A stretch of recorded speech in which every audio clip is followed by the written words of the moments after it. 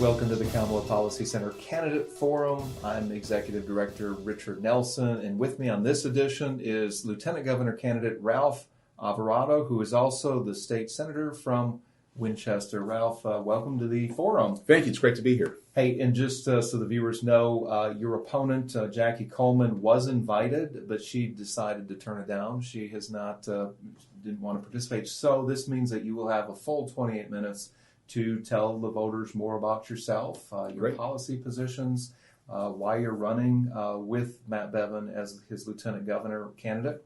I'd like to start first with your family. And I do know I've heard some interesting stories that you've shared publicly before, but I'd like you to tell the viewers a little bit about your family and your background. We'll start out with that. Sure. So my parents were immigrants to this country. My dad came from Costa Rica, my mom from Argentina. They came back in the 60s. It was kind of merit-based immigration at that time, where if people had something to offer the country, they would be allowed to come in. And my mom was an accountant. My father was a speechwriter. And they came in the 60s, and kind of a long story in how they got here. But once they were here, they started working for the same company. They met, became friends, fell in love, got married. And then my brother and I came along. I was born in 1970, my brother in 72, and grew up in California, and eventually had a chance to go to college and med school, and went down there to San Bernardino. My wife and I were going to school there at the same time. I met her. We got engaged, and then had an opportunity to come to Kentucky, and we were looking for a place for residency at the time. I didn't know where to go. And I had a roommate whose girlfriend said, "My dad is a colonel in the Army from Lexington. You should go to Kentucky. Don't go to the other states. They're all boring. You'll love it there." So I wound up interviewing here. I interviewed all over the country, in Florida, Tennessee, Indiana, Michigan, Missouri, Kansas. I like Kentucky the best. And my wife and I got married before we came out here. And once we started residency, I tell folks we got Kentuckified and fell in love with the people of the state, and with the folks here are just genuine, down to earth. And once we settled here, we started our own family. My son Nathan, who's 21, my daughter Serena, who's 19, and eventually my folks moved out this way, and my in-laws moved out this way. So our whole family's pretty small, but we're all here in Kentucky now. So you chose Kentucky after seeing a lot of the country. Yeah. And Kentucky has adopted you, if you will, at least your district has, because you have served as a state senator since 2014? Got elected in 2014 and sworn in 2015. Tell us a little bit about your political involvement in the past, your political history. I've heard the story, but it's fascinating in that you have run for a number of offices before, and you've had ran into some, of course you didn't win a number of times, ran into some difficulties. Tell us a little bit about that. Sure. So, I grew up as a Reagan Republican. My dad, once he came here, instilled a lot of pride in us, being Americans, and always knew the sacrifice that others had for this country, and always told us, you're going to take advantage of what this country has to offer you. You have an opportunity that people don't have anywhere else in the world. And so we laid that foundation, and we identified more with the Republican Party. And I was always a voter, but never was a political science major or a person who got involved in doing a lot of door-to-door campaigns as a young guy. I was a science guy, so I did biology major and went to medical school. When I started my own practice, after I got done with residency, we decided to stick around, and we opened up a practice in Winchester, Kentucky. And you quickly realize the impact that government has on the practice of medicine, or on any kind of business for that matter. And there was an opportunity for a bill to be passed in 2003. I wound up calling my state senator at that time and said, "I'd like you to vote a certain way on this bill." And he instead did not vote at all on the measure, which angered me. And I told my wife, I got to stop complaining. I just got to get more involved, is what I told her. So I was at work one day, and Ernie Fletcher was running for governor. Someone knocked on our door, and my wife answered and said, "Hey, yes, we're Republicans. Put your sign out there. By the way, my husband wants to get more involved." It was a local party chairman who then asked me to run for office. So we ran in 2004 for state representative. Ran a very good race. I wound up losing very narrowly in that one. There was some other dynamics, internal, politics within the community that there was people they wanted in other offices, and I was kind of a trading chip for that position. So I lost narrowly, and they thought, well, your name ID is up now. Run again in 2006. We ran for state rep in 2006. Bad year for Republicans. I got absolutely crushed in that race. And but the Saturday after that campaign, the N-word was put on the front of our house. Yeah, and that caught my wife off guard, my mom off guard. They were scared. My kids, who were 6 and 8, didn't know what that word was. I had to have that conversation with them at a very young age. And I got angry, and I bought a security system for my home. I bought a few more guns, and I thought, well, I'm not going to get elected here. I've lost twice, and I just need to be a guy who's behind the scenes helping other people get elected. And I thought that my political efforts were done. 2010, the party called me, wanted me to run for state senate. My wife and I prayed about it, which is something we didn't do with our first 2 runs, and we asked God for an obvious moment. And 3.5 months later, that came in a sermon that hit my wife and I both independently in the gut, and we went ahead and filed to run and ran a strong race, and again lost narrowly in that race. And I thought, what was the purpose of that? The party came back one more time in 2014. Hey, we're going to change the district. We'd like you to run again. We think you have a better chance. And my wife said, this is it. Get it out of your system the last time. And it was a very nasty race. We wound up winning. Yeah. So 4 tries to win your Senate seat, win that Senate seat, which is the Winchester. You're in Winchester, but there's 4 counties in there. 3. So Clark County, Montgomery County, which is Mount Sterling, and northern Fayette County. Your story, Ralph, is one of persistence and also one of thick skin, if you will, to continue to put yourself out there after having a threat or having your home vandalized and you being, it's a derogatory term, painted on your property. But that didn't deter you. Yeah, and I think a lot of it is... when people ask you, the first 2 times I thought I was done. I really didn't think I was going to run again. And I thought, I don't need this. I don't need the risk for my family. I don't know what's next, and what someone would do, beyond spray painting. Maybe next time they'll break in or something. I was worried. But when the party called and asked, and we prayed about it, we had an answer. And that's what prompted us to continue. And then the 4th time, I think it was just...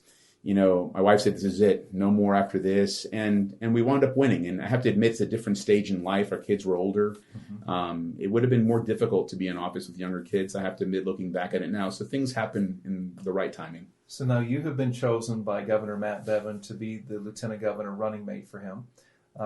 This is what the Constitution says about the duties of the lieutenant governor, that they shall be prescribed by law, and he shall have, or he or she shall have, other duties as delegated by the governor.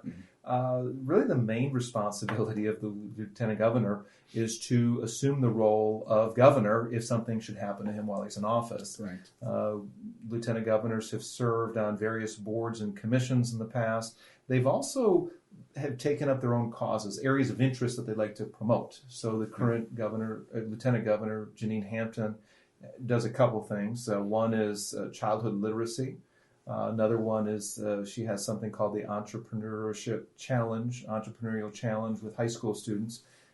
Are there any areas of focus that you would take up?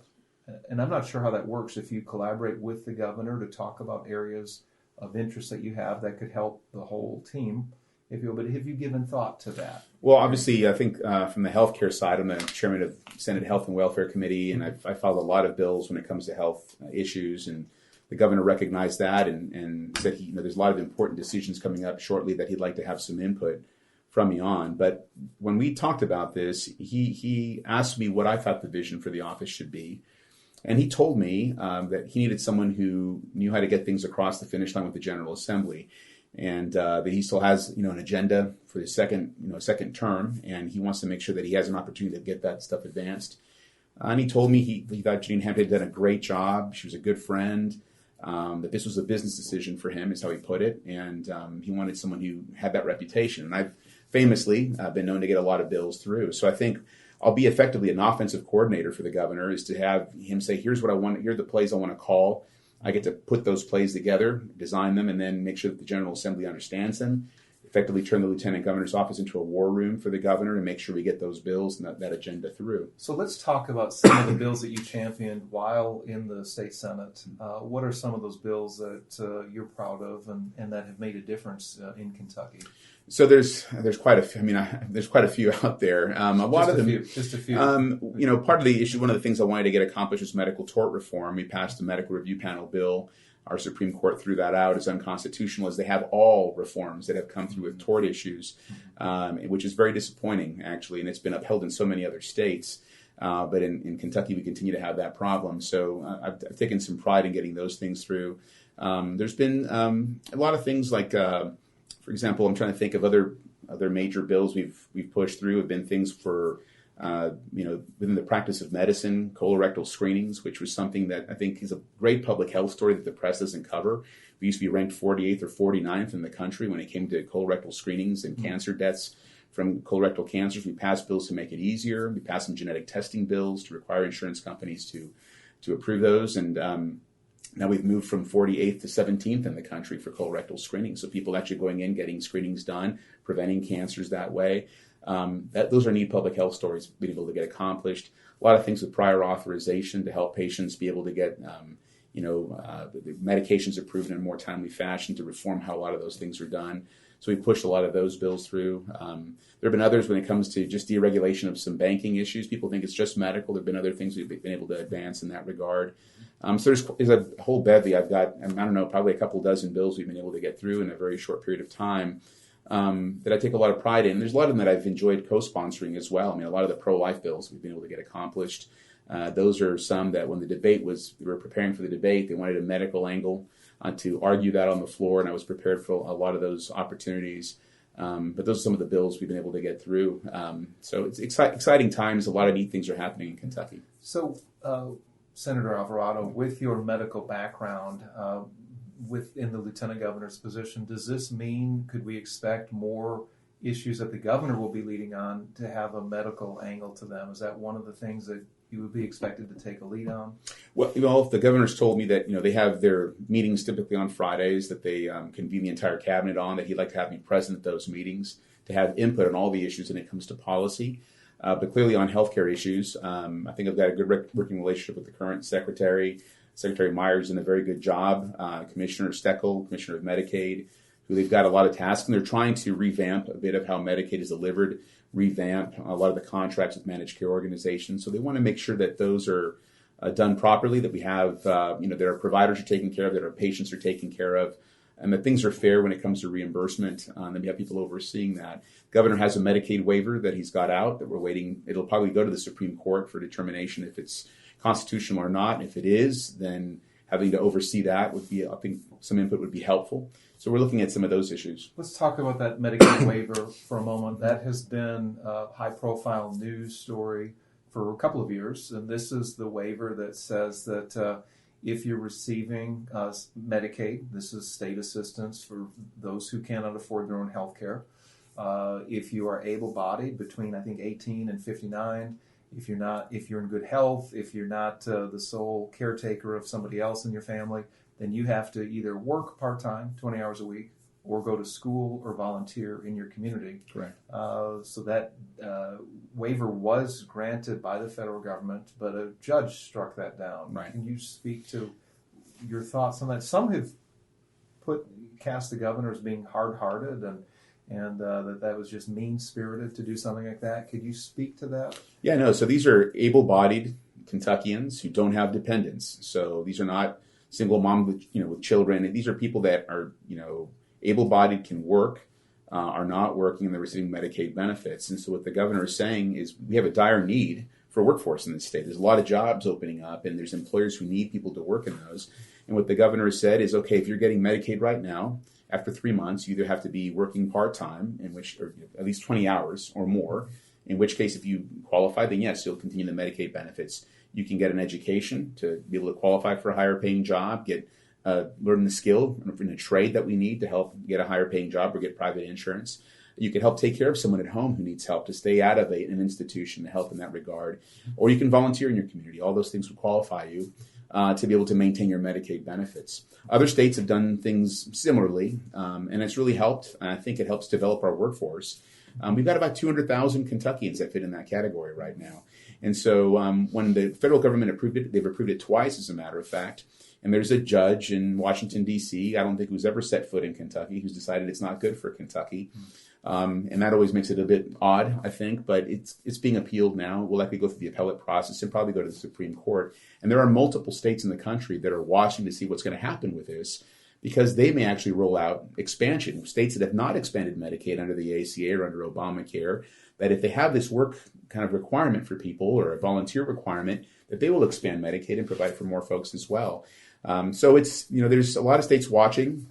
Many states like Arkansas and others have followed our footsteps and also had rolled this out, but they've been kind of brought back under this ruling by this judge. So everyone's waiting with bated breath to see what's going to happen. Part of the rationale for this Medicaid waiver is that it's about 1 out of every 4 Kentuckians, as I understand it, is receiving Medicaid. It's close almost to a million? It's it's more than that. It's 1.4 million people now. So it's about a third. So about a third of Kentuckians. Yeah. And the idea is that if you are able to provide for yourself or contribute something, then you should work or go to school to continue to receive that benefit from the government. And I'll tell you, we just, in our Medicaid budget this past year, we were looking at a deficit of about $300 million. Mm-hmm. The good news was 72,000 people less are enrolled in Medicaid than they were the previous year. And the reason why is they're now gainfully employed in the private sector and getting private insurance. So those 72,000 people coming off the books into private jobs, private insurance, they still have coverage and medical coverage.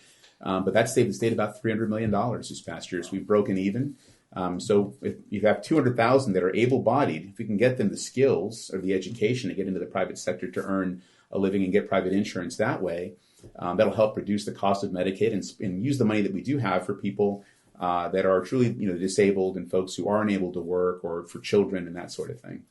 Do you think that that's one of the more important accomplishments of the Bevin administration? Even though that's being challenged in court, would you say that Medicaid waiver was an important milestone, if you will? I think it was. If you go back and look at when the governor first ran, he said he was going to get rid of the expansion altogether. Mm-hmm. And when he came in, I think he appreciated the benefits of the expansion.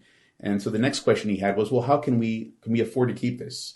If we can find a way to afford to keep it, and find a way to make it financially feasible, then he was going to do that. And this is a solution for that effectively. The hard part becomes if we can't sustain it financially, then it makes it not feasible to maintain it. So he's trying to find a way to do that. I think it's a good solution.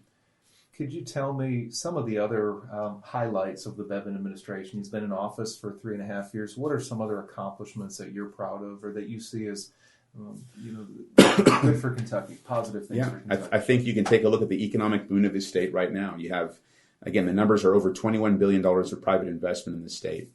55,000 jobs or more than that now for the state as well that's been created. You have the highest workforce participation numbers than ever before, more Kentuckians working in Kentucky than ever before in our state's history, the lowest unemployment rates. So the economic boon is tremendous. And we've seen, with Brady Industries investing in eastern Kentucky, Dagcor just opened up a steel mill in Hazard. You've got a paper mill that just reopened in Paducah that had shut down in western Kentucky that's reopened as well. Another steel mill for Nucor out in Meade County.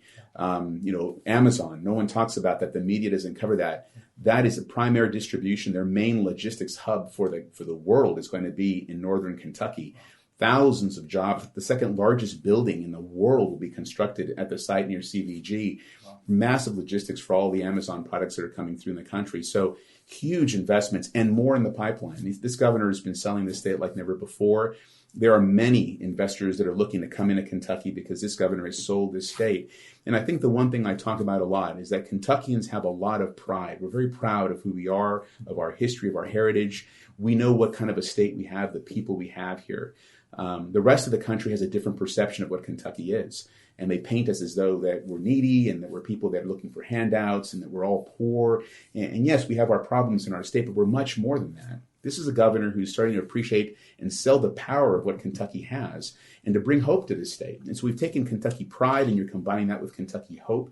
And I think when you combine those two, you're seeing the economic boom that's occurring in this state. And we can take the lid off economically, and this state can really, explode economically. We're also, I think the other things we're proud of is the pro-life record we have here in this state. Yeah. This is a governor who's been touted as the most pro-life governor in America. He has signed more pro-life bills, I think, than anyone else. And we've got more that are coming. We're almost to the point where we almost have no abortion clinics in the state. And as Kentuckians, whether you're Republican or Democrat or independent, that's the kind of state that we are. And people take a lot of pride in that. And he's been able to get that accomplished. And I think also he's been able to work with our president. President Trump has a lot of popularity in our state. I think people hear his message. They believe in his message. We have a governor who's very well aligned with him and who's personal friends with him and the vice president. And I think it's always good, no matter what party you are, to know that your governor has a good working relationship with the active president who's come to the state more than any other president has. And so there's a lot of focus occurring on Kentucky, and this governor has accentuated all of that. It's good. Yeah. I'd like to talk about social issues. You mentioned the right to life. Governor Bevin has signed 8 pro-life bills into law since becoming governor in 2015. Of course, that's a milestone as far as social issues and restoring the right to life. I want to go down a list of a couple other hot-button social issues, if I could, and get your take on them. Mm-hmm. In fact, off the set, we talked about legalizing recreational marijuana. Mm-hmm. You've been attacked. The administration's been attacked for not favoring recreational use of marijuana. So obviously you've been attacked. I just right, sure. Give us your thoughts on that. Why are you opposed to that? Yeah, I mean, well, because it's an addictive drug. THC is the addictive component in marijuana. I think we find that the governor's position is he's not supportive of legalization. He's open to medical marijuana, depending on how that's defined, how that's cultivated, grown, et cetera. There's a lot of details that have to be filled in there.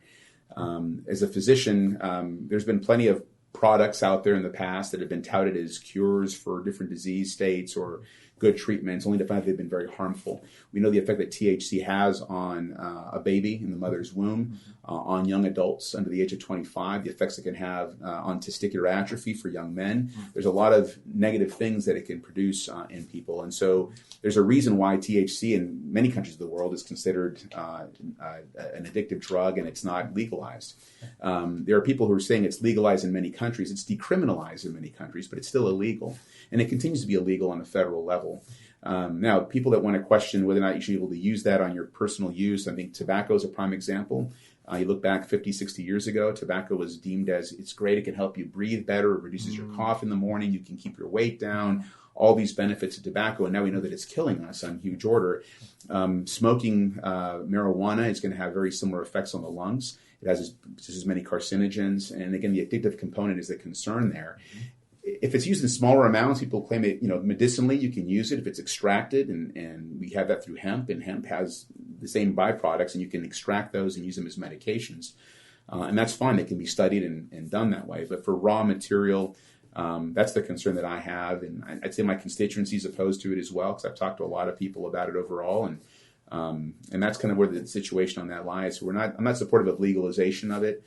I just think it's an addictive medicine, just like cocaine or anything else, and there's risks there. Yeah, I'm glad that you referred the medicine behind that. I think sometimes public opinion gets ahead of the facts or of scientific studies that are done, and that seems to be the case with recreational use of marijuana. I want to pivot to another hot topic, gambling expansion. There has been a push by the horse racing industry to bring in instant racing machines. Essentially, it's video slot machines. There was an expansion in far west Kentucky near my home in Oak Grove. 1,500 instant racing machines are going to be brought in there soon. Another announcement by Churchill Downs in northern Kentucky. They want to expand a facility there, instant racing parlor with a hotel and a thoroughbred racetrack. What are your thoughts on casino-style gambling? Yeah, so casino gaming, it's a moral issue is how I view it, to be perfectly honest. And sometimes on these moral issues, just like, there's a lot of things that have been put before the state before. I sometimes wonder if it's just this issue keeps coming up every year, and people think it's a solution to all of our problems. And I view it as often as a tax on the poor, that people that are hoping to hit it big are going to go in and gamble small amounts away that they could probably use for other purposes. I don't think it's a solution for us long term. Now, sometimes I almost wonder, should we put this as a referendum before the voters? Let the voters decide. If the voters say, yes, we want it, then go for it. If they say no, then to scrap that. But I just don't think it's a proper solution. I don't think there's an answer to it. I think the governor's kind of said the same thing. The amount of money, we don't get to own the casino as the state. Those are the guys who truly are profiting from it. The taxes would probably generate $200 to $300 million. But that's what we kind of derived from lottery funds as well. We thought that was the answer to education, and clearly we have an example where it was not. And I think you'd see the same thing, and it brings another level of problems with it as well. Mm-hmm. So it's just one of those things. I don't know that it's the solution that people are hoping that it's going to be. Okay. I'm sure that'll come up in the next legislative session in 2020. There's a lot of talk of that. Moving on to another hot-button issue, religious freedom.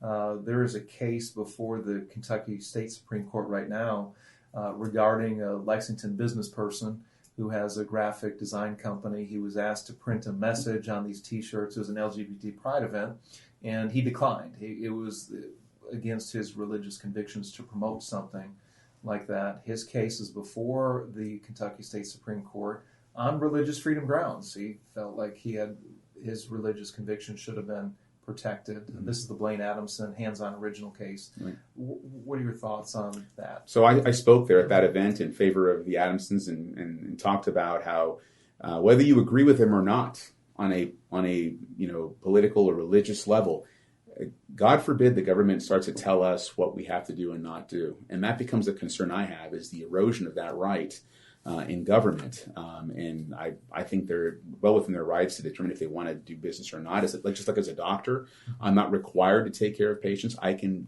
also choose. Just like a patient can choose me, I can choose not to take care of someone. And I think we need to protect religious liberties. That's at the core of what this country was founded on. And I think that's something that's, if you start allowing government to dictate that, it's a very scary precedent to set.